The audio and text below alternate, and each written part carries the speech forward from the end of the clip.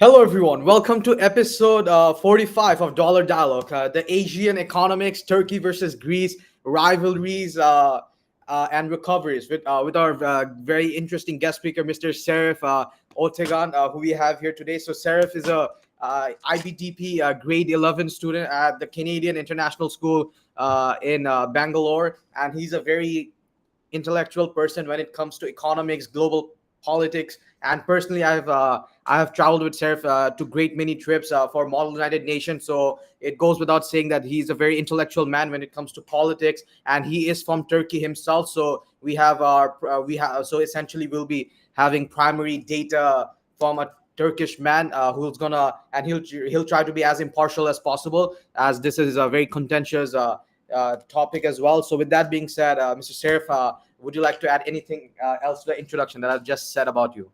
I just want to say, like, the topic in and of itself that we're going to be discussing today is inherently a very complicated one. So all impartiality aside, it's going to be hard to even fathom from an impartial standpoint, but I'll try my best. Thank you, Mr. Serif Otsagan, for that introduction. So, with that being said, let's get right into the topic. So, in this initial segment of Dollar Dialogue, we'll examine the economic landscapes of Turkey and Greece, two nations with very divergent economic paths, yet they're intertwined by geography and history. So, firstly, let's delve into the Turkish economic landscape. So, Turkey, which is traveled in the crossroads of Europe and Asia, boasts a dynamic economy characterized by diverse industrial base. The nation's GDP stood at approximately $720 billion in 2020, and as of now, it has crossed the $1 trillion mark, which makes it like around the 20th largest economy in the world. And over the last 2 decades, Turkey has experienced significant growth driven by a robust private sector. Key industries include automotive, textiles, electronics, with the automotive sector alone accounting for more than 14% of the total exports. However, Turkey's economic journey has not been without challenges. Since 2018, the country has faced currency volatility and inflation issues, with inflation peaking at nearly 20%. In 2021, the Turkish lira has been a significant devaluation, impacting the purchasing power of consumers domestically and complicating the debt repayment challenges, as external debt nearly reached 57% of GDP, which is a very critical thing to look at. Additionally, the foreign direct investment has fluctuated, with a market decrease from $19 billion in 2016 to just $8 billion in 2020, which reflects the geopolitical uncertainties and economic policies of Turkey, and the radical economic policies that the Turkish administration has taken place. On the other hand, Greece's economy tells a story of severe crisis followed by a slow ongoing recovery. The country's GDP experienced heavy decrease from a pre-crisis high of 354 billion in 2008 to about 190 billion in 2020, which highlights the devastating impact of financial crises and the European sovereign debt crisis. Greece's economy is heavily reliant on tourism and shipping, which contributes significantly towards its GDP and employment. And tourism alone accounts for approximately 20% of the GDP, which emphasizes its role in economic stability. As we all know, the financial crisis in Greece led to implement stringent austerity measures as part of the bailout conditions set by the European Union and the International Monetary Fund. And these measures, while stabilizing the economy to some extent, resulted in widespread social and economic hardships, including the unemployment rate soaring to around 30% in 2013, though it has improved from then. So, comparatively, both nations, Turkey and Greece, face significant economic downturns, but they have employed different strategies for economy. Turkey has focused on leveraging its geopolitical position to expand trade relationships with both the European Union and the Middle Eastern markets, where Greece has been more dependent on the EU policy directions and financial supports to stabilize its economy. So, with this brief economic description of both Greece and Turkey, would anyone else like to add anything to the economic policies of Greece and Turkey? Any other insights? Mr. Supreeth Nagella, Mr. Shahzaib Karim, and Mr. Şeref Ötegen. Well, look, to put it bluntly, either way, when you have austerity in both cases, you even if your governments, even if line goes up on the graph, your government's GDP increases, your economy stabilizes. With both states, you see that the real people who are affected are your common folk, the people who work every day, who go 9 to 5 their jobs. Like those measures don't help anybody in any sense. While it is commonly given that austerity is the way to go in forms of like when you reach a certain part in the economy, you can see now even in the US they're still trying to do it one way or another. Government cuts, government spending cuts. It helps nobody. It only helps those who are already rich. It doesn't help those affected by existing economic downturn. Like take Turkey for example. For us, when government spending gets cut, that means national industries either get shut down or privatized. That means that national ports get either shut down or privatized. That means that almost all industry that was government subsidized at one point gets smaller and or outsourced to different states where it can be done cheaper. My grandmother, for example, back in her day, you could pick cotton. Where I'm from in Turkey, if you go down to Adana, there were cotton plantations. Hell, my grandmother picked cotton. Now, like you don't see that anymore. You don't have that level of industry anymore. At the time, it was subsidized. At the time, it was genuinely a valuable source of income for a majority of the people who worked in the region. Take any form of government industry now. Our government industry has become inherently privatized. Let's say our defense industry, for example. The defense industry, which at one point was entirely government owned, to an extent where you could go get a room full of engineers and just say, yeah, you're making this thing, and then just figure out how to do it, or they'd get ousted from the country. Now, we don't have that anymore. We don't have that luxury. While it might not make Lion go up at the same efficiency as your free market, pro-austerity, neoliberal, new age neoliberal, like modern Thatcherite economics would. It makes it so that your average people are worse off than where they originally started. Same thing goes for Greece. Really, we're kind of stuck in the same scenario. The one point that Greece has that we don't is that they have the backing of the EU, supranational organizations, especially ones that control trade and internal production as much as the EU does. You have this essentially this skeletal structure, this metal skeleton, if you want to call it, where even if one part of it breaks, you can somewhat put it back together using the other parts. You know, your arm's broken, your finger's broken. Well, you can bandage it together with the other one. Yeah, your German industry supports your Greek industry. Your French industry supports your Romanian industry, and the workforce within those countries where there may not be as much opportunity end up immigrating from those less industry heavy EU countries because of free immigration laws and free settling laws, which the EU was based upon. You have labor coming in for free from these countries, working in factories in the other countries, which then will help those other states one way or another if they need that help at that time. We don't have that luxury. We don't. And Erdogan's economic policy of I don't even know what to call it, like pro-Islamist economics, with the whole idea of we're not going to raise interest rates, which was his go-to for a very long time. Nowadays, it's not even the economic situation in Turkey that makes it bad. It's more the political situation. But I'm not going to get into that at the moment. We'll segue to that eventually, but it's not the time at the moment. So we can carry on from there then. If we want to carry on from austerity and how that affects the general population.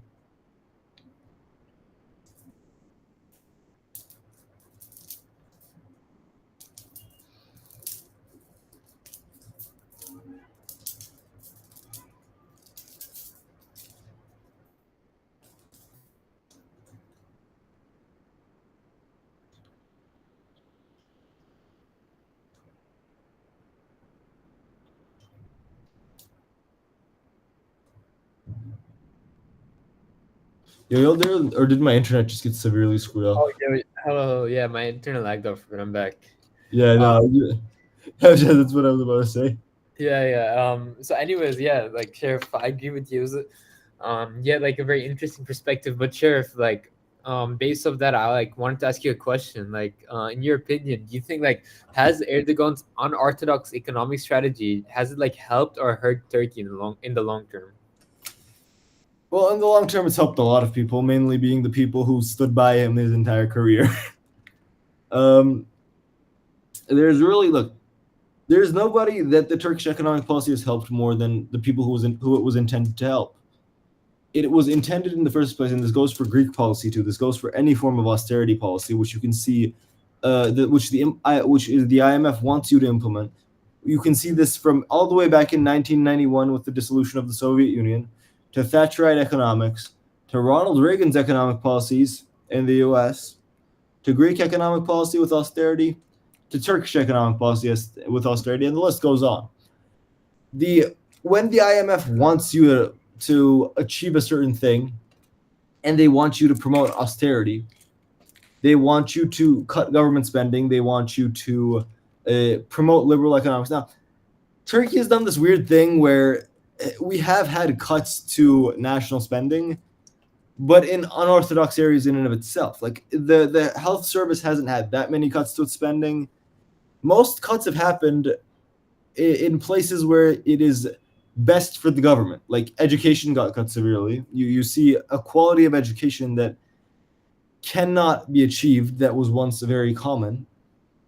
You see you see a level of government inefficiency in a way that you have never seen up until now. You see an increasing wealth inequality within the nation, where about 30 people, I think it's 30 people. Don't quote me on it, but about 30 people have about 3 times the money that the lowest 50% of the country has. Now, what does that mean? This brings up the real question. Looking at it from a wider standpoint for a second, not just focusing on Turkey and Greece and the economic rivalry, let's get to the meat and bones of the topic. The one part that affects almost every country that existed up until this day. We look at countries through GDP, through how much debt a state has, or how much it can produce, how much the value of that country's production is. And I emphasize value, because value does not equal social welfare. We know that positive social externalities can result to welfare loss. It is seen as a loss even if it's positive. Now, this brings up the real question. Is it the job of the state to function as a business? Is it? Yes. Okay, we have one yes. I would think so. Mm-hmm. Yeah, I would also concur with that statement. So why do you think that? Mr. Shahzaib Karim, I see that your hand is raised. Would you like to chime in? I mean, like, I don't know, like morally and ethically, they should do what's like best for themselves and what's best for the society and for the citizens of the nation. But is it always in a business's best interest to do what is best for the state, or is it in the business? Is it in the interest of the business to do what is best for the business and what is most profitable? Now, what I was saying earlier, say it's more profitable to do, I don't know, to encourage people to smoke. I'm just throwing that out. I don't know if that would be done, but like. No, but like from the government's perspective, I don't think the government would let that happen, because the government, the government's purpose is to like ensure that the society is like balanced and has is like environmentally friendly, so then the government would like implement taxes to like reduce the that's not what I'm saying. That's not what I'm saying. I'm saying, looking at the government, if we are to analyze the entity that is the government, like the state itself, we analyze the success or failure of a state through its GDP, through its ability to make or produce some form of profit. But not always. Look in common way. That's the common way it's done. But like there are like other indexes and metrics as well, like the Happy Planet Index and stuff. I know, but look, I'm not talking about what indexes there are. I'm talking about public perception. Yeah, I guess you're right there. It doesn't matter what indexes some professional uses to put some like graph together on a board meeting. What really matters is what people think. Now, take Cuba. Look at Cuba. Cuba doesn't run like an average state, but the US for a very long time would have labeled it a failed state, or a state that is volatile inherently because of the way that it is run. Cuba has better housing than the US. Cuba has better healthcare than the US, better education. Now, is it really acceptable to view that as a failing state if just because the line isn't going up as fast?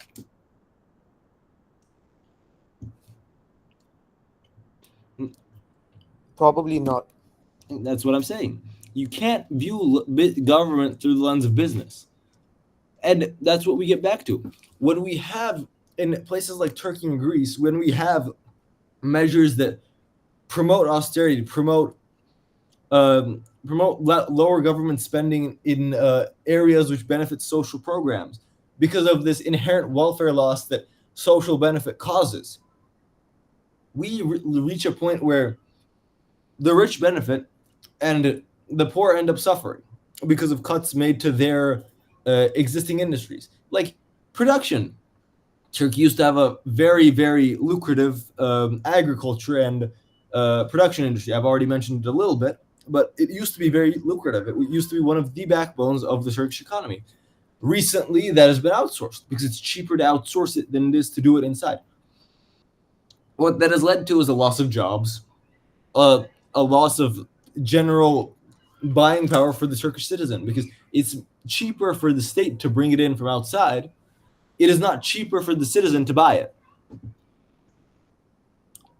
Then you have the problem where people whose inherent livelihood depend on others buying their products, like say the banana farmers in Antalya or the people producing wheat in Konya.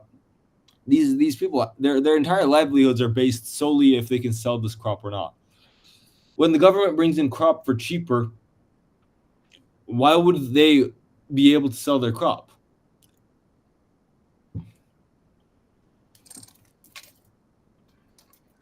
Not why. How would they be able to sell their crop?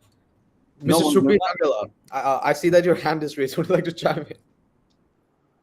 Yes. You were asking who like to sell what crop? I was saying, if the government can bring in crop from cheaper Yeah. outside of the country, Yeah. and this crop is going to be sold for cheaper Okay.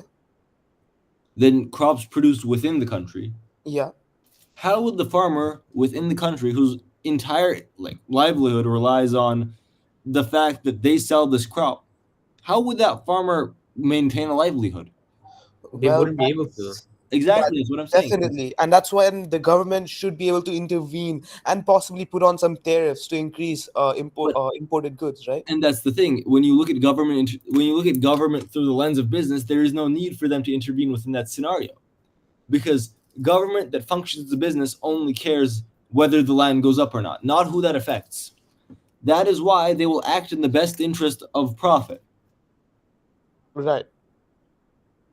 Now we see similar things happen in Greece, and what you end up noticing is that we live in the same situation. But you see that these two countries, they hate each other indefinitely. But should I hate my neighbor? I don't know. Should I hate my Greek neighbor, or the man who's causing both of us to be poor? Both of us are living in a German slum, and both of us are hating each other. Meanwhile, I can't go back to my country because I don't know who is in charge, and I have to pay 500 lira for bread, and he can't go back to his country because I don't know, euros cost $20 a loaf, and his wife and children need money. But I'm taught to hate that man.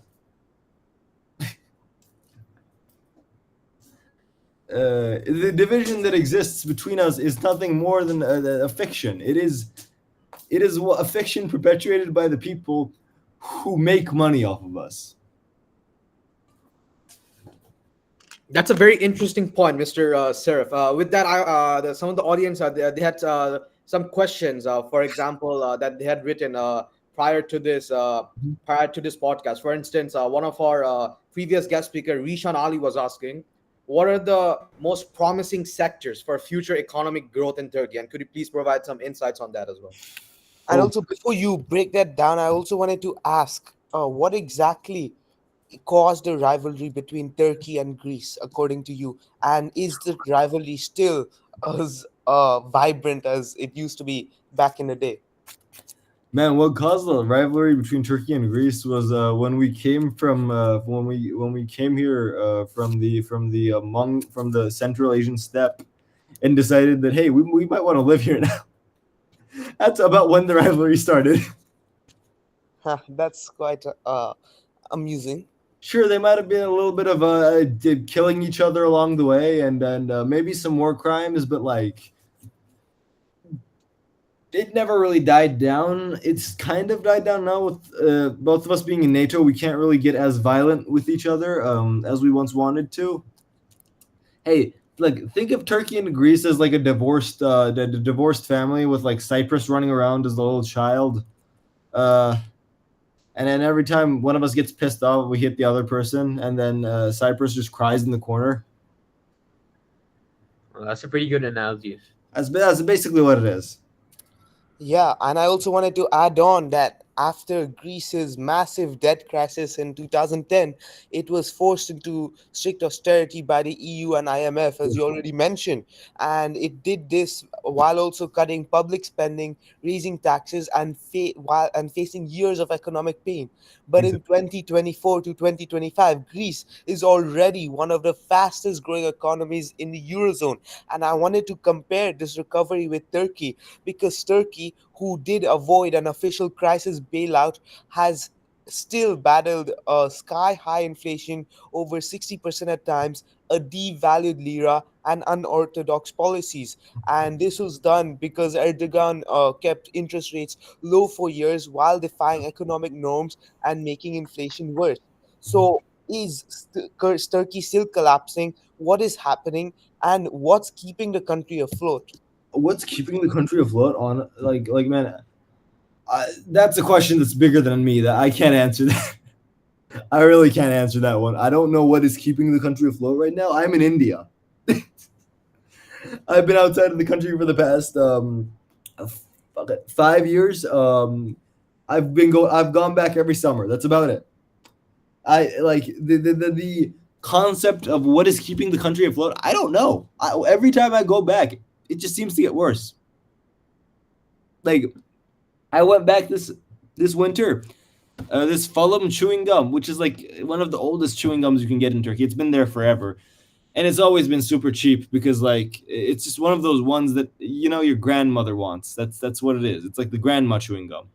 But it's weird. It's like weirdly hard, but it's also like kind of flavorless, and it comes with like a little message on the wrapper. I don't know. It's one. Anyway, that's the point. I went there in the summer. That was like 10 lira, which is still expensive.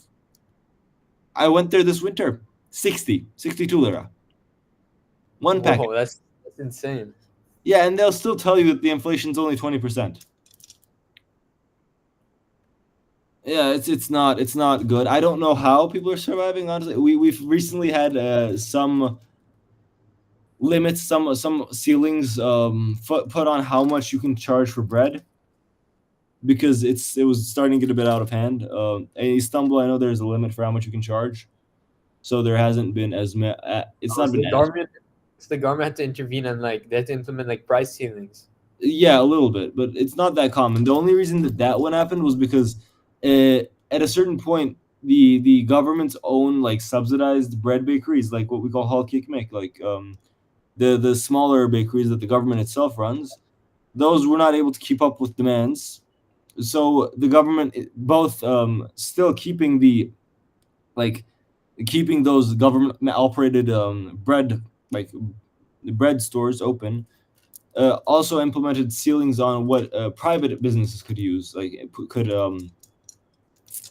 could sell their bread for, because they were just like, yeah, we can't keep this up. It's not possible. And that's very true. Like all of this is underscoring the vulnerability of Turkey's economy. And I would believe, like as an outsider, that to change this, we might want to change the government. So we must talk about Erdogan if we want to talk about government. So once praised as a reformer, Erdogan came into power promising stability, growth, and EU membership. But over the years, we have watched him consolidate power slowly, but then all at once. For instance, the 2016 coup attempt became his excuse to purge tens of thousands of civil servants, Oh, academics, and journalists. yeah. He also rewrote the constitution, abolished the prime minister's role, and gave himself sweeping presidential powers. And now we have recently also heard of Turkey's biggest opposition party member getting arrested with Yeah. media crackdowns and rigged elections. So what do we do next? How do we change the government? Because I would believe that to change the economy, make it better, we might need to change the government as well. Let me put it this way: changing the government right now will do nothing. The economy is in such a place where so many industries that were critical to the success of the Turkish economy have been privatized or have collapsed, that you feasibly, even with a changed government, cannot do anything about it. And that's just the truth. It's not only about politics, it is about who it benefits. Now, a great man once said, political power can only be obtained through the barrel of a gun.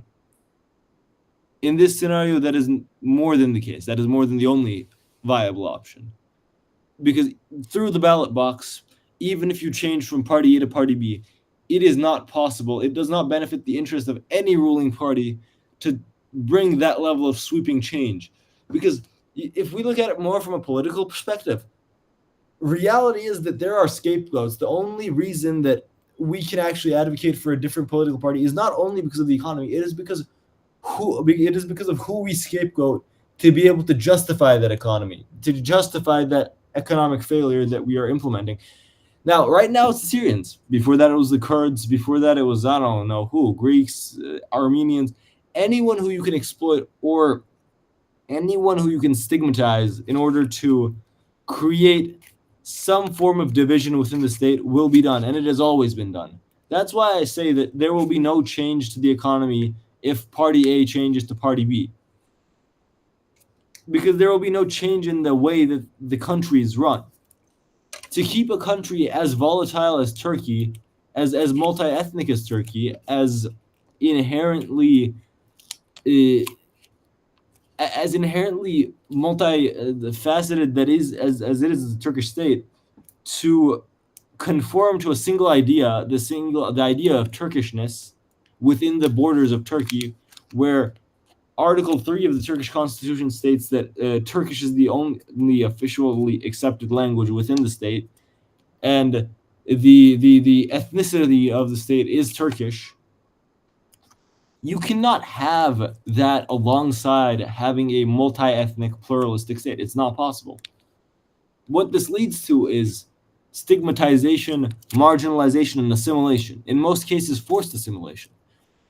Now, and then you see that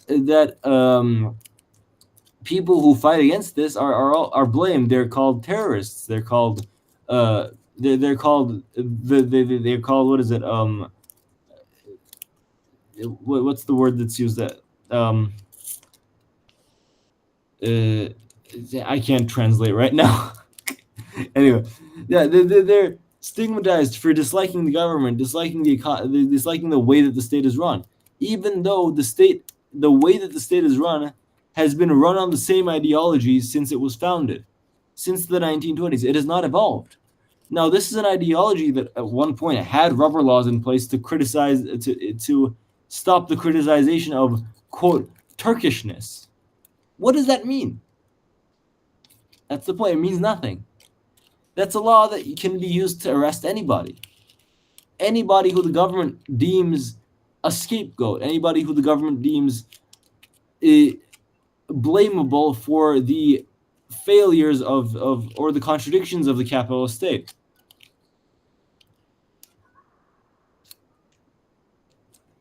It will not change. By no means will it change. The only thing that will change is that the people who it will affect will be different. Also, Sheriff, like out of curiosity, like we were talking about like the rivalry that they have, and like I just had a question, like in your opinion, like what do you think, like what would it take for Turkey and Greece to turn their historic rivalry into an economic partnership, or is that like what would it take, and is that like even ever possible? Like, do you see that happening in the future? I feel like it's definitely a possibility, but it's not going to happen. And is it necessary, a partnership between Greece and Turkey? That's basically what Turkish entering into the EU would have been. Yeah, so if it is a possibility, like what do you think is what's gonna take for it to happen? I don't say it's a practical possibility, because realistically speaking, it's not a possibility. It's not going to happen. The reason, and let me explain, the reason why it's not going to happen is because it benefits too many people. It makes the lives of too many people a little bit better. The existence of the Turkish-Greek rivalry aids nobody but the people who are in charge. Therefore, the people who are in charge will not work to get rid of this rivalry, because it does not benefit them. Yeah, and I see. Yeah. And Sheriff, like another question that I had, since you're also doing HL Econ, like if you from your perspective, like if you were an investor, let's say, would you put your money in Greek bonds or Turkish equities, and why? Neither. I would go and I would buy gold. I would buy like an entire casing. I would buy a crate of gold. Because at this point, neither of those options are good. Okay, in all reality, I'd probably go for Greece. The reason being that if something does happen, I will have enough time to pull out, or I will have the backing of the EU to be able to pay off my loans. If the entirety of the Greek economy collapses, at least the EU might bail me out. If the Turkish economy collapses, no one's bailing me out. Yeah. Me personally, if I were an investor, I would say I would invest in Turkish bonds, because you see, Greek bonds is a safer bet. But like the interest rates are attractive, definitely, but they're still under the shadow of EU regulations. And although Greece is bouncing back, it's also got the EU strict supervision, which brings a level of safety as well, which makes Greek bonds a good investment opportunity. But Turkish bonds have a high risk, high reward model. Like the interest rates, they're off the charts. Right now. Turkey's inflation rates are crazy high, and the bonds reflect this. Not even that. I'm talking about the mass protests. Oh, the mass protests. Okay. That haven't slowed down in like the past, I don't know, week. Yeah, look, you can invest. I would say, let me put it this way: if it were like war bonds or something that, like, let's say I'm investing in Bayraktar, Turkey's new up and coming drone business. Sure, that honestly doesn't sound too bad to me. Yeah. It's just that as an investor, I'm going to pick the option that is least risk, highest reward. I'm not out here gambling my money away. That's how we got 2008. That's how we got almost every single crash that's happened. I do not have perfect, perfect choice. I do not have the perfect information. I do not have perfect information, and I never will. No investor does. Given that I don't have perfect information, I am going to go with the body that has the supranational organization protecting them. Yeah, that's true, man. Because if Turkey goes under, everything goes under. If Greece goes under, I can possibly get back, I don't know, 50% of my loss, maybe, and that's a generous assumption, but it's still an assumption. If the moment Turkey goes under, I'm stuck trying to scavenge what I had at one point, Yeah, exactly. And speaking of the EU and like the role that it has in like Greece's continued stability, Sheriff, do you think that Turkey is missing out by not being part of the EU? Oh, definitely. I mean, the trade partnership, like the partnership opportunity that comes with being in the EU is immense.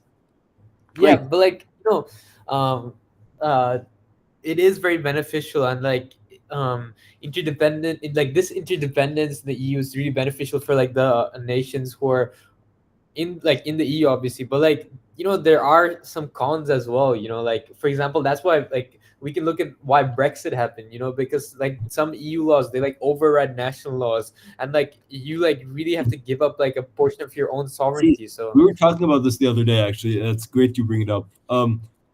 Brexit happened mainly because of fishermen fishing in the British Canal. They wanted to be able to fish where they wanted without the EU telling them what to do. They thought that it would be good to break off from the EU because they thought that, oh, we can do this, it's fine. The reality is that if you break off from the EU just casually, it's not going to be good for you. It's not going to be good for the EU. The reason that the EU takes a certain portion of your freedom, like it gives you a lot more back. Look at Dacia's, the Romanian car. Now, if it weren't for the EU, do you think that car would be famous? Like not famous, like that car would be so used in all of Europe? Probably Like not. exactly, because it's a cheap Romanian car. Yeah, that's what I was gonna say. It's a cheap Romanian car. No one wants it. No one's gonna want it. The only reason people want it now is because it's a cheap Romanian car that can sell everywhere in the EU with minimal taxes. That is a beautiful thing. The end of the day, that's who it benefits. It benefits the manufacturer. It benefits both the small and the large manufacturer. The only person who it doesn't benefit is the person at the very top who wants to make money off of all of this. For sure. And me, while you were explaining all of this, I was thinking about the lifeline that Turkey still Yeah. has and how it was still managing to stay afloat economically. And I just realized that there's tourism because it's a huge industry and Oh Turkey yeah. gets millions of tourists every year. So Oh, yeah. is this like helping Turkey boost its revenue? In Turkey, we have a saying. We have a colloquialism for the tourism industry. We call it bacasız sanayi, like the industry without the haystack, without the smokestack, where we view it essentially as a factory. It's like the Turkish factory. It just doesn't have the smokestack to it. It works almost methodically. You have people come in, they give you what you need, they give you what you want, they give you your money. But the reality is, tourism only benefits the GDP. It benefits nothing else. When let's say a group of tourists comes from the UK to Antalya, they stay at a large chain hotel. They stay at a major hotel. They eat at that major hotel. They use the beach of the major hotel, and they might go out to the bazaar every once in a while to indulge in local life. Now, that right there is trickle down economics. That right there is Reagan coming to you and saying, "Hey, these rich people making money, that's going to help you because you're going to get to profit off the things created from that money." Those tourists coming to stay at that hotel might go out one day, and instead of eating at the hotel, they'll eat at, I don't know, your kebab shop. Now, what does that give you? One day's worth of money. Hey man, it's been great and all, but can we take a quick bathroom break? Can we just go 5? Like, can we meet back in like, I don't know, 25 past? yeah, sure. See you in a bit. All right, man. I'll see you all in a bit. All right.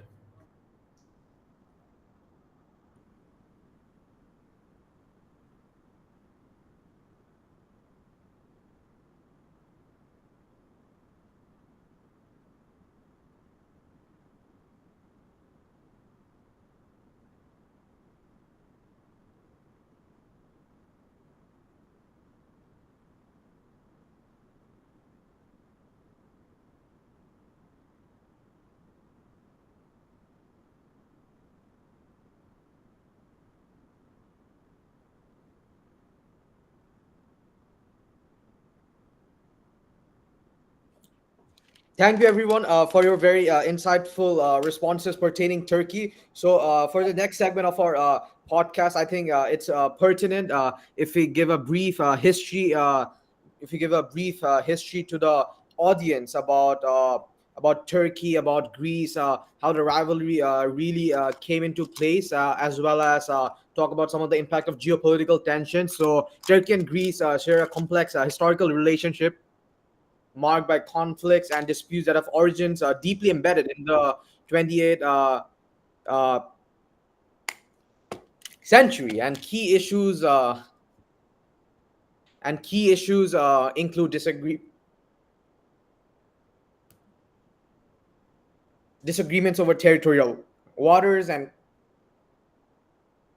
airspace boundaries, the divided island of Cyprus, and more recently, the rights to explore and exploit natural resources in Eastern Mediterranean. And these tensions are exacerbated by nationalistic sentiments and regional power dynamics, often resulting in military standoffs and diplomatic stains. So, some of the economical impact of geopolitical tensions, particularly in terms of trade relations, is that despite ongoing political disputes, Turkey and Greece maintain significant economic ties with bilateral trade amounting to approximately $4 billion annually. However, the potential for growth in trade is periodically hindered by flare ups in tensions. For example, political standoffs can lead to calls for boycotts of products and temporary trade restrictions, impacting businesses and consumers in both countries. Additionally, tourism also plays a vital role because particularly in Greece, it accounts for 20% of the GDP or one fifth of the GDP. And geopolitical tensions can have a direct negative impact on tourism flows between the two countries and affect international perceptions, potentially deterring broader international tourist arrivals. And other than that, I would also like to talk about the energy exploration and investment. So, the discovery of significant gas reserves in the Eastern Mediterranean has become a new focal point of contention between Greece, Turkey, and other regional stakeholders like Cyprus and Israel.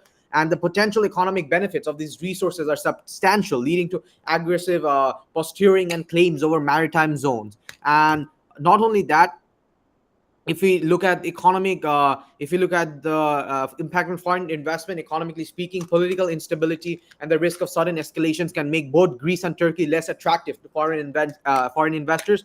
So periods of tensions has led to increased volatility in the national stock markets in both respective countries, and a decline in foreign direct investments for both countries as well, which once again shows the broader economic instability which is induced by the political tension in both of the countries. And other than that, so based on that comparison on how geopolitical tensions and historical rivalry has marked Turkey and Greece's economic indicators, and how they have marked as well both the countries' foreign direct investments and other factors. Mr. Supreeth Nagella, Mr. Şeref Ötegen, or Mr. Shahzaib Karim, would you like to chime in and add your insights pertaining how do you perceive geopolitical tensions affecting the economy of both these countries in the Mediterranean?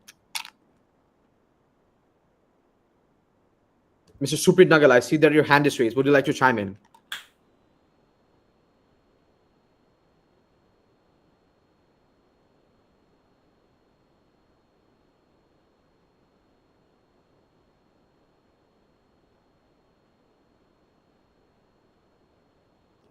Mr. Shahzaib Karim, I see that your hand is also raised. I believe Mr. Supreet Nagella is facing internet difficulties at this moment.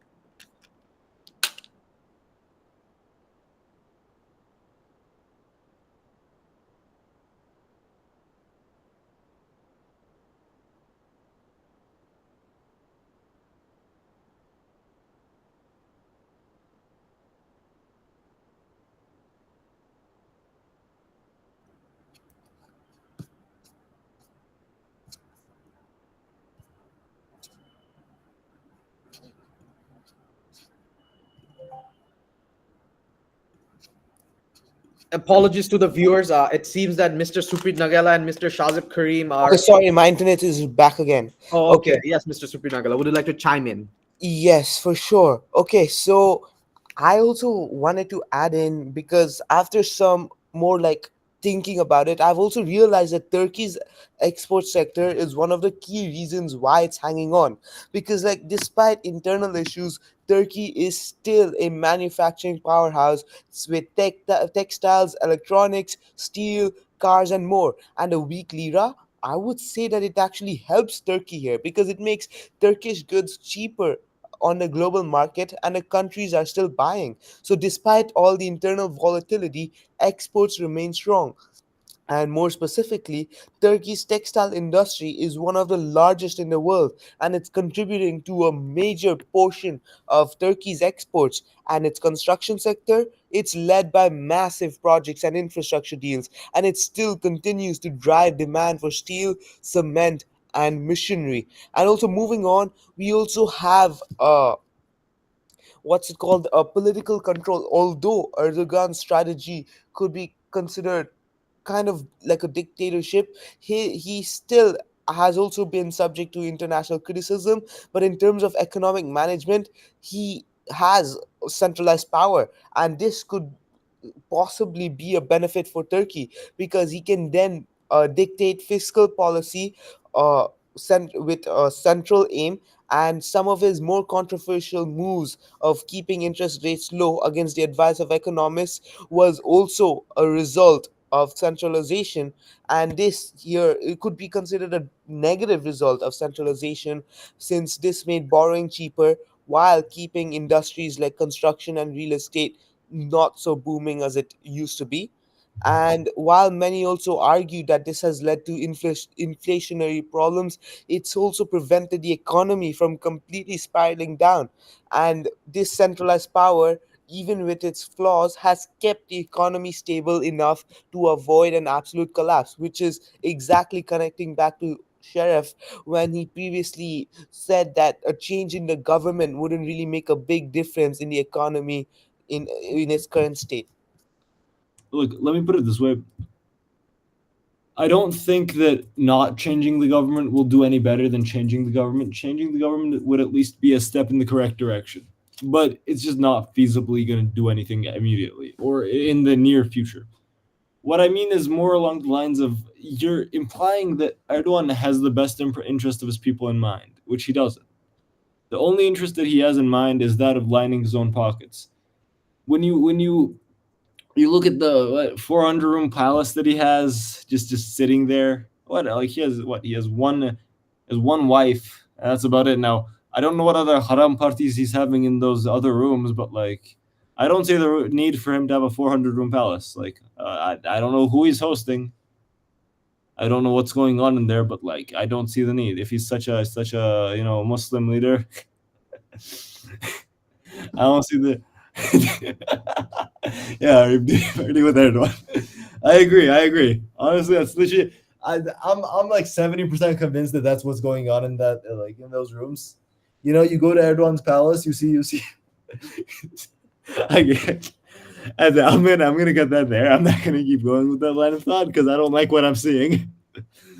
But like you have something like that. You don't want. He doesn't have anywhere near the best enough good interest within his people to want to change that. And yeah, there are such things as good centralized leadership. If you look at the Soviets in 40 years time, going from 1918, you're going from being a feudal serfdom where your average serf diet consists of vodka and potatoes to being the first country to send a man into space is insane. Alongside the destruction that it faced during World War II, with the amount of casualties, the amount of infrastructural damage, the rebuilding that happened in like 20 to 30 years, the U.S. still can't give a large portion of its citizens housing. That is infeasible in the American eyes. That is infeasible in the Turkish eyes. That is infeasible in the eyes of any well-made capitalist entity. Centralized planning is not the problem. Centralized, irresponsible, or self-interested centralized planning is what makes this happen. And that will never change because the goal of life in the system is to profit. Your success is measured by your ability to profit. If you do not profit, you have lived an unsuccessful life. Therefore, the person must go and assume that they must achieve infinite growth. How do you achieve infinite growth in a finite life? I have no clue. But it is what it is. Yeah. I mean, moving on. I heard what Arib was talking about when I was in the bathroom. The geopolitical tension, honestly, that does definitely, especially with Cyprus, that's a really contentious topic because you have a place like Cyprus, which is both the protectorate, which was once a protectorate of both Turkey and Greece and the UK, but after 73 and the Greek coup that was led by, at the time, the Hellenistic dictatorship that was in Greece, funded by the US, of course. You see that destabilization is what makes capitalism grow. You can't achieve growth without a destabilized country. Therefore, you must work to destabilize. You fund both both nationalists, saying that they deserve to have the state of Cyprus, and once they start shooting and killing each other and just committing ethnic cleansing, that's when you say, okay, but you can't invade. And then that's when one side invades, and then the other side responds. Now, who's guilty? Whoever profits less. That's just the truth, man. That's what life is.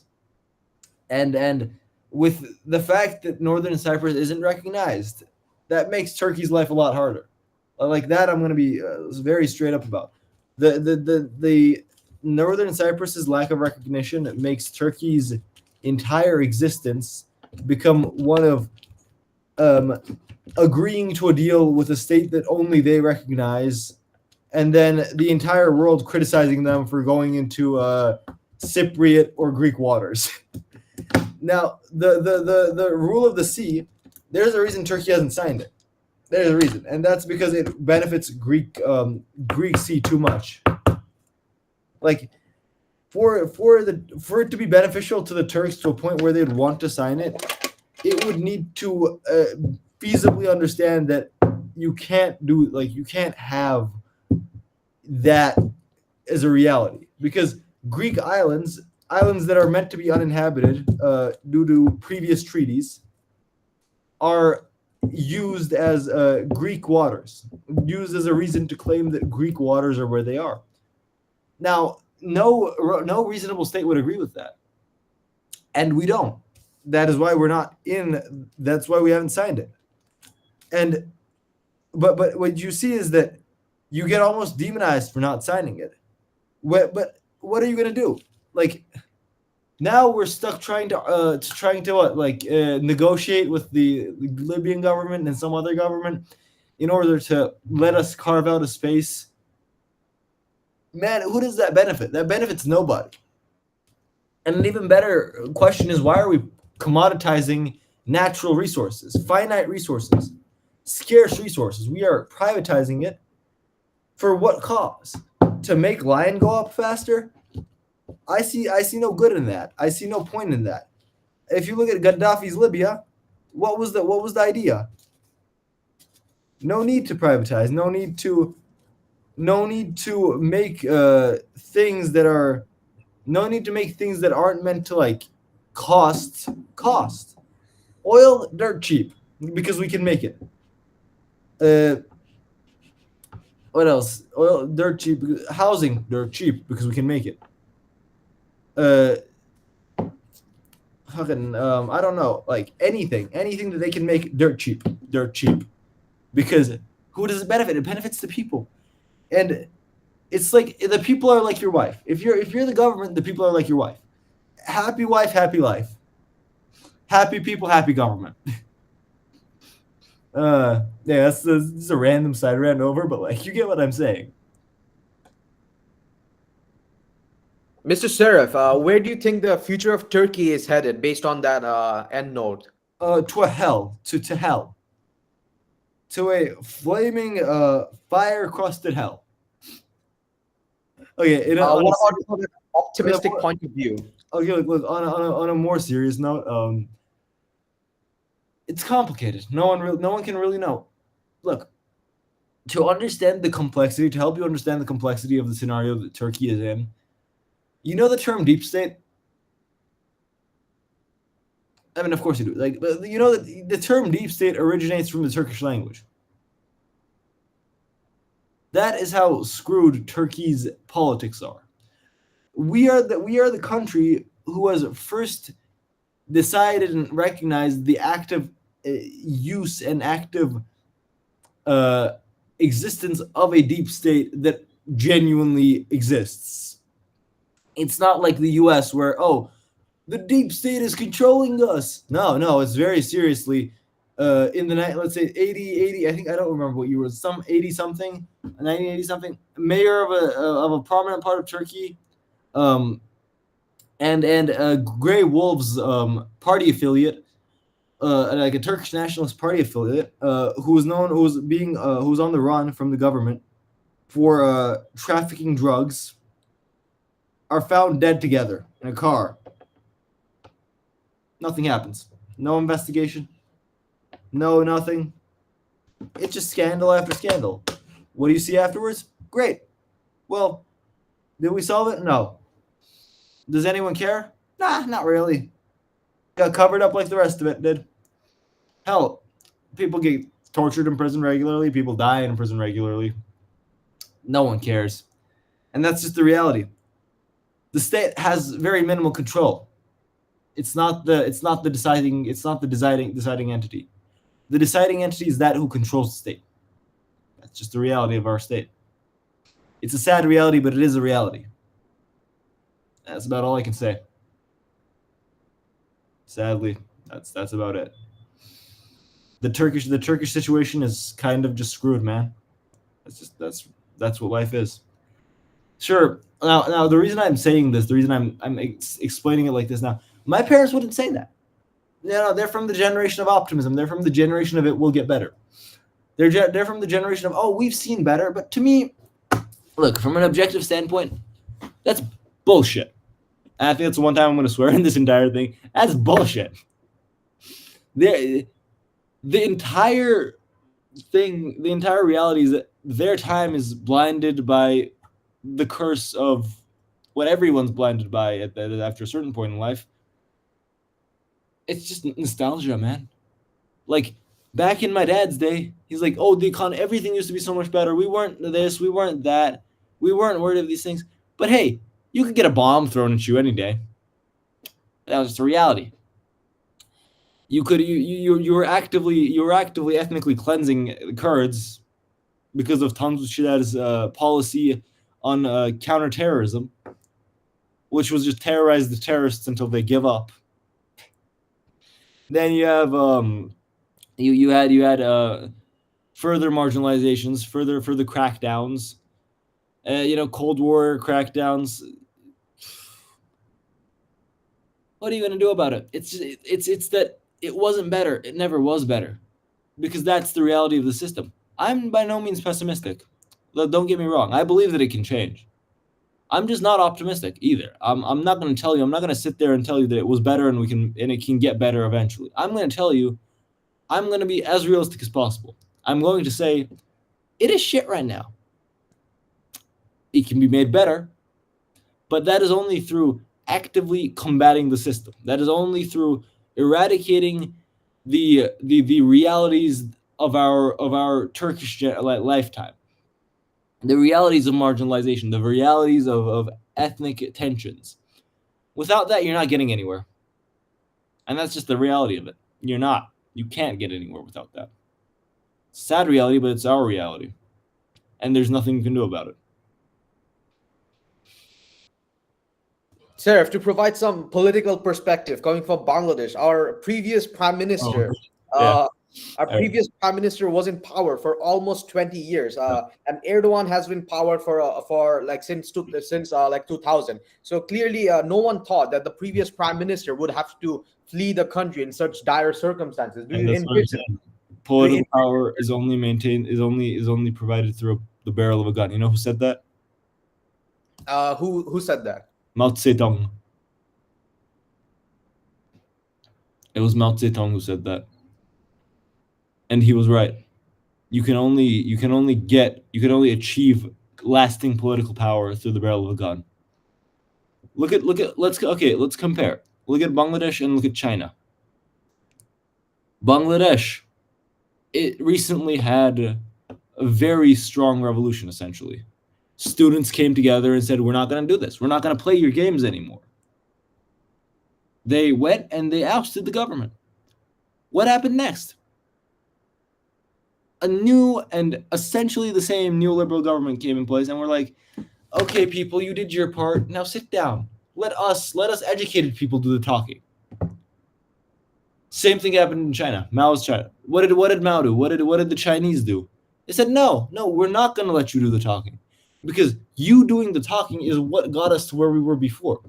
We got here ourselves. We got to this beneficial state on our own. What did you get with that? You get the Cultural Revolution. You get what is deemed a failure. You get what is deemed a crisis of human rights. But within the time frame, it is a necessary reality. The reason why you must sometimes say, no, we're not going to take to intellectuals and to people who will attempt to return the system back to where it was, you must persuade them or remove them. Because if you don't, what you will get is a scenario like Bangladesh, a scenario like Turkey, a scenario like every single country which could not keep the intellectual, not the intellectual, but the pro I want to say pro-capitalist, but it's not only that. It's the self-interested intellectual out of the political pool. By telling the people that you've done your part, the intellectual essentially states that there is no more worth for you here. And then goes back to restart the status quo like it once was, because that status quo benefited him. That's a very interesting perspective, Sarah. So Turkey had a very few, had quite a lot of military coups since its independence. So do you, as seeing the current political scenario of Turkey, do you believe any military coups might be on the horizon? No, and I don't believe that the military coups were in fact a Turkish decision. The coup that had happened in the 80s was funded by Operation. I always forget the name of the thing. Wait, I'm gonna. We can just like cut this part out in a bit. Let me just think. We can cut out my thinking, but like, let me just think. Yes, no worries. Yeah, we can. Wait, let me Google what the name. I always forget the name of this, man. You know the operation that caused the years of lead in Italy and what's it? CIA in Turkey, Italy, and Greece.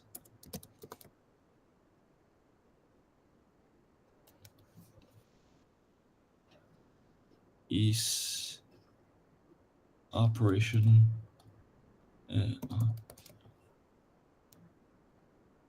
Gladio. There we go. Operation Gladio. It was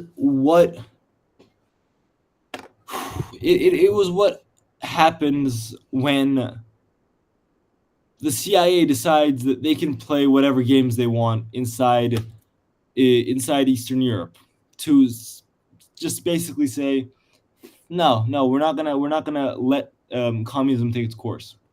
We're not gonna let the people decide what they want. Operation Gladio basically made it so that almost every single coup that happened in Turkey post 1960, the first coup, after the first coup, was a direct byproduct of CIA intervention. You can't have that. If another coup were to happen, we would be in a state like, I don't know, Libya. Yeah, we would be in a state like Libya is. We'd be in a state like Syria is. We don't want that. We don't need that. Because, put blatantly, the coups do nothing. The coups only hurt the people. What, you hang one guy and it's all over? No, it's not. It's not all over. You can't just say, okay, we removed him. We did it. We did our part because the coup. You know the coup that happened in 1980. You know what followed? The killing of about. Wait, let me Google it. Let me give you actual numbers. Um. Uh.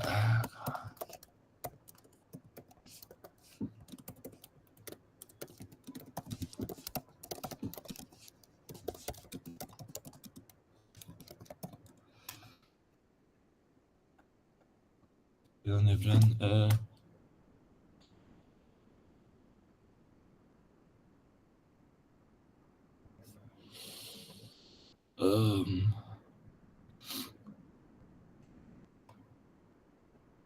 Wait, let me find it.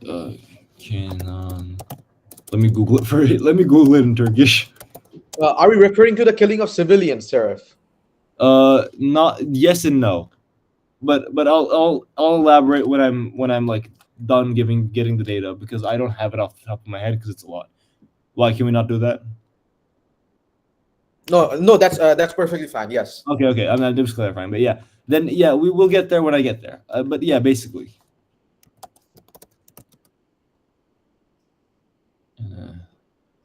Kenan Evren darbesi.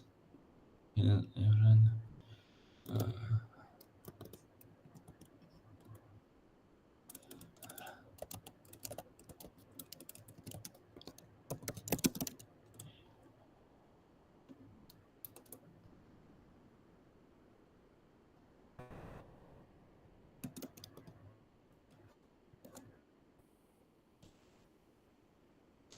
My internet is slow.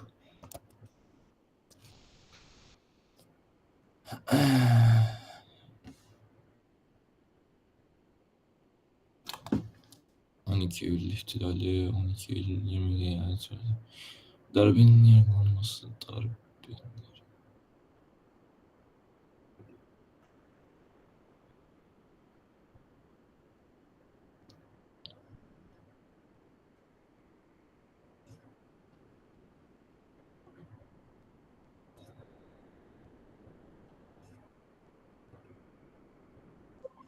Okay, so speaking only officially speaking, there were oh wait, no, this is different. This is not even what I'm looking for. Yeah, it's for in clarity, it is very hard to find information on this, so you're gonna have to give me a second. Roughly, what number do you estimate, Sheriff? I genuinely don't know, so just give me a second. You don't wanna. Sheriff, how's Fernand Vashe doing? Man, that's a more politically charged question than all the other questions asked today. We've had a lot of very political questions up till now. That's probably the worst. Okay, here we go. After looking from the days of 19, this is from the human rights group in Turkey, Human Rights Association, yeah. This Human Rights Association, the published 12th of Eylül, I don't know what that is in 2022. This is first done 2022. From 1980 to 1983, 650,000 people were arrested and were kept for 90 days under heavy torture.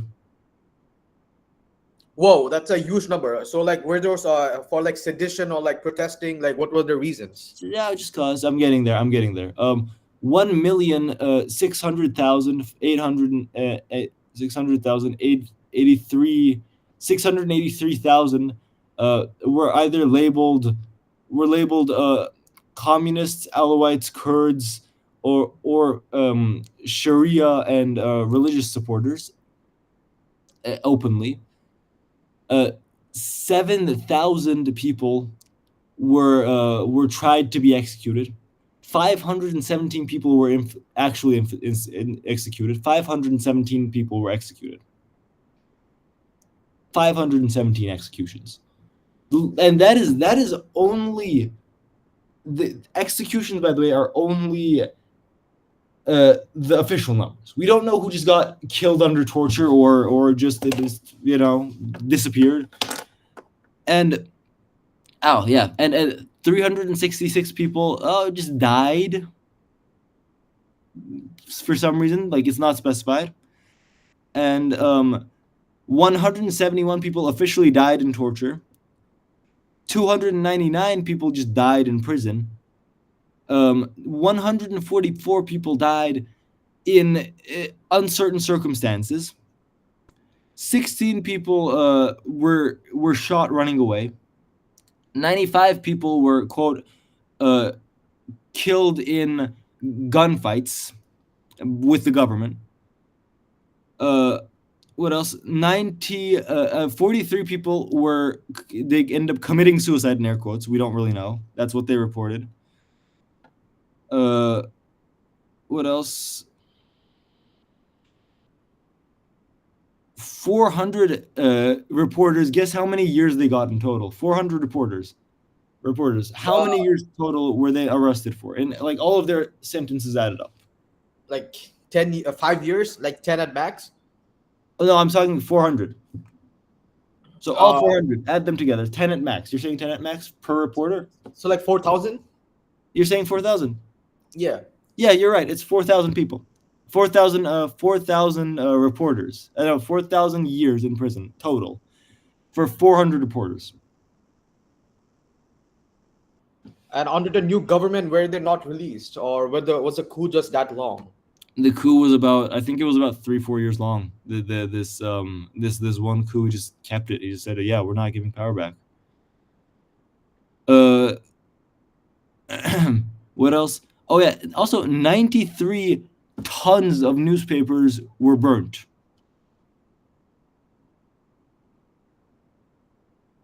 For 300 days, newspapers were not allowed to work. And 3 reporters were shot.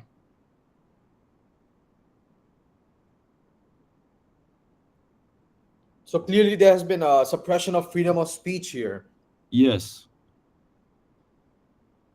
Not only that, there has been an active, direct abuse of power. Now, of all of those who were meant to be executed, the 517 that were meant to be executed, 50 of them got executed before execution was was not allowed anymore, was overturned. 18 of those properly executed were leftists. 8 of those were right wing people. 8 to 18. And the whole campaign that Kenan Evren had was that he would bring order back to Turkey. Order by what means? By killing every single communist? And those are only the officially executed numbers. When you look at the unofficial numbers, it says 500. What does that mean? What does that lead to? That leads to the reality that the Turkish situation is. That of one of inherent fascism. Same thing goes for Greece. They're not different. It is a product of the system in which they reside. Anyway, that's a long rant that I'm not even going to bother getting into right now, unless you want to ask more about it. And also, I realize that we've been going on it for like 2 hours now. So, yes. So before our conclusion, Sheriff, could you please elucidate what do you think the future political situation will look like in these two countries, and do you envision like from a nuanced perspective, because Turkey is obviously like Turkey and Greece do have bilateral trade agreements of like $4 billion annually, so there has been some trade. So like in the future moving forward, do you see any sort of like positive or like any sort of relationship between Turkey and Greece in terms of trade or anything? It's not that I don't see one. Honestly, I see one, and especially with the looming threat of Russia, there's definitely more and more reason to get to that point. I just don't know when it's going to happen. I don't think that it will not happen unless it becomes the best interest of those in power, and it probably won't at any point. So I don't know what to tell you. I really don't. This is a question that's too big for even for me. And like, I consider myself well informed on this topic, but even for me, this question is too much. You know, I can't even begin to answer that like in a nuanced manner. I don't think I can give you the amount of nuance that you want, but I'll try. Honestly, it's not. I don't see a very bright future ahead for either of them because it's not in no one's best interest to give them a bright future. Look, a united Turkey and Greece, just like a united Middle East, would lead to many problems down the line. Many problems for many different people, and I don't know if we can have that. I don't know if we can comfortably say that we want or we allow or we're going to tolerate good relations. The people would love that. The people of both those countries would definitely be for better relations because better relations helps us, helps both sides. But the only people it doesn't help are the people who are in charge because they don't get to divide us anymore. They don't get to be like, okay, no, you hate them, remember? You don't like them. They hurt you. They killed your people. They tried to kill you. They tried to take your land. Hell, man. When they tell me they tried to take your land, what am I going to tell? Like, what am I going to say to them? Yeah, sure, they tried to take my land, but why is it my land? You know? I took this land from somebody at one point, just like that person took it from another. Is land truly a commodity for states to own? Who possesses it? Whose land is land? Why does land belong to a people? Yeah, there's cultural significance for it, but there are cultural but most anthropology and sociology would state that there is cultural significance for a lot of places, for a lot of people. Cultural significance is interconnected, interdependent. It's not something that one negates the other of. Anyway, that's my 2 cents because I don't really agree with either of the people in charge, and I don't think I ever will. Because all they do is hate, man. All they do is hate one another, hate everybody. They do it so they can profit.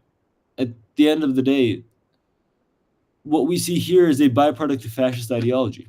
And some people, when I say that, some people think I exaggerate. I'm not. I'm really not exaggerating. And you have to understand why I'm not exaggerating. It's not because, look, George Carlin once said that when fascism comes to America, it will not come in jack boots and brown shirts.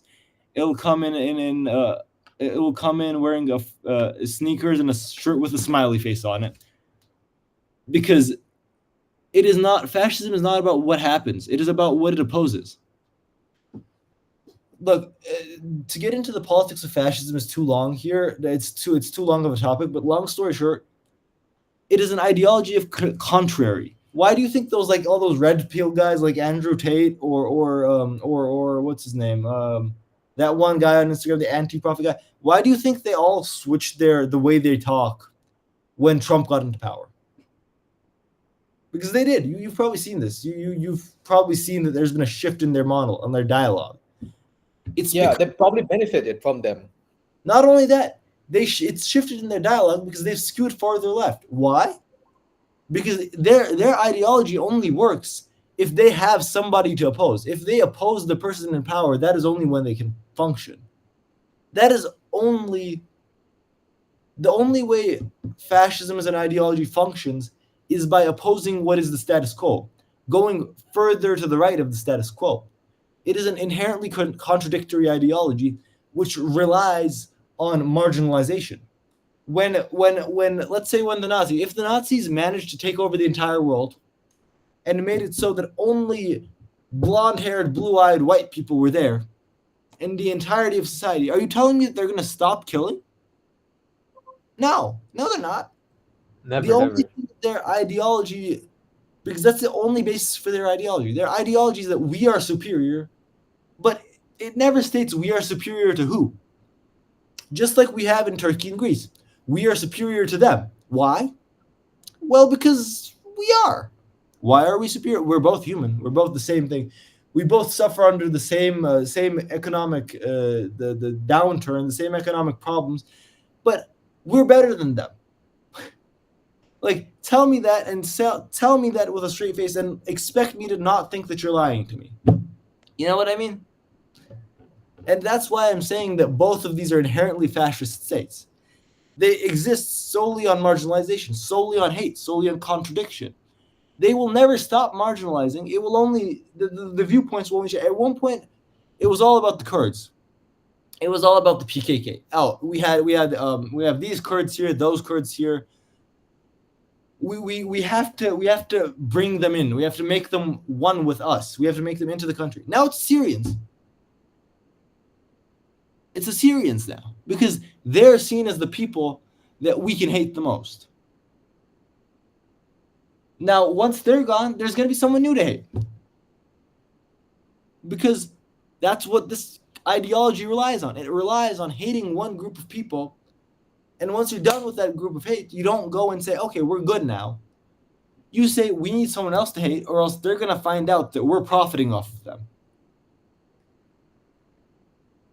That is why the ideologies of the governments of Turkey and Greece are inherently fascist, and they always will be. Because they will always rely on hating the person in front of them. Never on solidarity or unity. Even a fascist, even with its closest ally, will be hateful to them, because they will know that they are superior. What makes them superior? No one knows. Even they don't know. But that's what that is. Anyway, that's all. Yeah, that was pretty insightful, Sheriff. I can't lie. But I also like. Sheriff, do you think that like if Turkey and Greece were to form like a joint economic zone in the Aegean, like focused on, like if it was like focused on energy, trade, and tourism, like what do you think it would look like, and do you think it would like actually work? Man, that would benefit both of us a lot. Like, to put it bluntly, a joint economic union between Turkey and Greece would probably negate a lot of the problems that exist. Like, think of OPEC. Hear me out on this. Think of OPEC. You know how they can set the price for the world's oil? Yeah. Hey, who produces the most olive oil? Turkey. No, I mean, not only Turkey, but like what region? It's the Mediterranean. You have Greek olive oil, you have Turkish olive oil, you have Syrian olive oil, a Palestinian olive oil. Now imagine if all of these countries came together and said, we're selling our olive oil to you for a higher price. I'm just joking around here, but you get what I mean. Like, that could be done to make it so that we have one of the best economies. But it's just not. It's not done. And it never will be done, because it doesn't benefit the people who are profiting. This wouldn't benefit those like those top percenter guys, like those guys sitting in their fancy businesses. Like, no, we don't want that, because that's going to help the small farmers. And that's not going to be good for our bottom line. Because at that point, the country never, like, did Libya care about their bottom line? No. If the Libyan government really wanted to profit, they could have hyped up their oil prices way more. Like, does the U.S. sell oil internally? What's the? I think it's $11 per gallon or something. If I'm not wrong, it's probably it's around that. It's around that. Okay. What was Libyan oil? What was the price? 14 cents a gallon for oil in Libya in the 80s. Yeah, like it was very cheap in the sense. Dirt cheap. You could bathe in oil, man. Hell, you bring that Libyan oil over, we can do oil wrestling in that oil. It was that cheap. Now, if the Libyan government truly wanted to maximize profit, they could sell that oil for $11 a gallon. But did they? No, they didn't, because they didn't see the need to. Gaddafi didn't see the need to scam his own people just to make the government's bottom line go up. But yeah, and that's the thing. It's that's the reality. It's a sad reality, but it's a reality. Any other Yeah, questions? I would have to concur with that, sir. So I think we have to wrap up the podcast. Yeah, I think we have to wrap up. It's been 2 hours anyway. Yes, for today. So for final thoughts, we did a comparative analysis of Turkey and Greece, which provided crucial insights into the broader debate on the efficacy of austerity versus stimulus and economic recovery. Turkey's quicker recovery, driven by the state-led stimulus, suggests that active fiscal policies can effectively counteract economic downturns, provided they are well managed and accompanied by the long-term strategies to curb inflation and balance budget. On the other hand, Greece's prolonged austerity-driven approach, while necessary under the circumstances, underscores the socio-economic challenges of external dependency and stringent fiscal consolidation. So, with that being said, as nations around the globe continue to face economic uncertainties, the stories of Turkey and Greece serve as powerful reminders of the complexities involved in navigating fiscal crises, and the path chosen by each country reflect not only their unique historical and social context, but also their strategic priorities and the broader implication of international and economic integration. So for today, we had a very interesting guest speaker, Mr. Sheriff, who not only provided personal anecdotes, but also his satirical anecdotes pertaining Greece and Turkey, as well as provided insights into how life in Turkey is for the average Turk. So with that being said, Mr. Şeref Ötegen, is there any final words that you would like to say before Thank you you for having me, man. Thank you. podcast? Thank you for having me. This was a very, very good conversation. I would love to come again at any point if you want to have me. I feel like we can make something great of this. Thank you, Mr. Şeref Ötegen, for that conclusion. So yes, to the audience, this was episode 44 about Turkey and Greece and how their recovery and economic stances are going on. So stay tuned for the next episode with another very interesting topic with another very interesting guest speaker. That is all for today. Goodbye.